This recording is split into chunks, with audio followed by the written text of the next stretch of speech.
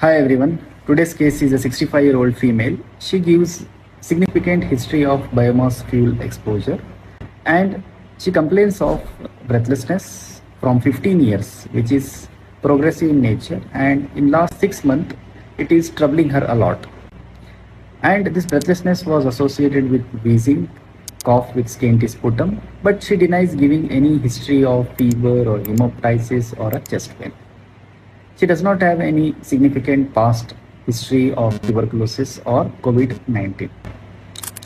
And she has consulted in last 6 months to multiple clinics where she was started on oral as well as IV antibiotics, oral and IV steroids in view of acute exacerbation of COPD, and also she was started on triple inhaler therapy ICS LABA LAMA nebulized form.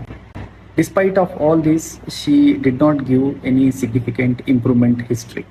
She always complains of very minimal improvement with all this treatment.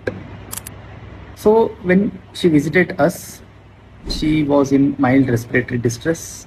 The saturation was on lower side, which was around 84 to 85% at room air. Pulse rate, tachycardia, BP was normal. On auscultation, respiratory system examination, the bilateral decreased intensity of breath sounds with bilateral expiratory polyphonic bronchi were present, and cardiovascular examination, there was loud or accentuated P2.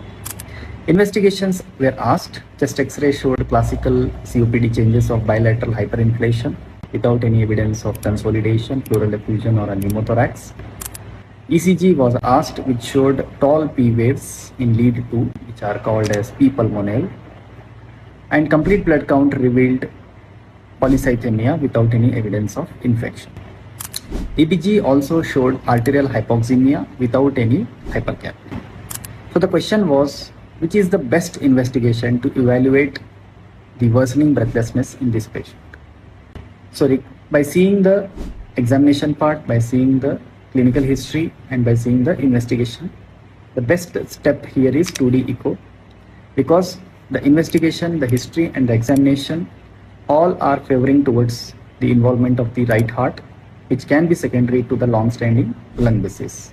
So 2D echo was performed in this patient, which showed moderate to severe pulmonary artery hypertension, and the patient was started on diuretics as well as oxygen therapy and continued the triple nebulized therapy, and the patient showed significant improvement in breathlessness as well as in the oxygen saturation. So this case highlights to evaluate the comorbidities, especially the cardiac comorbidities in a patients who are having long-standing COPD and who are not responding to the standard treatment.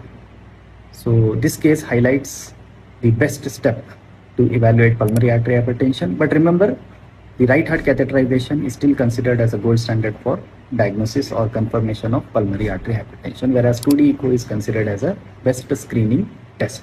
Thank you.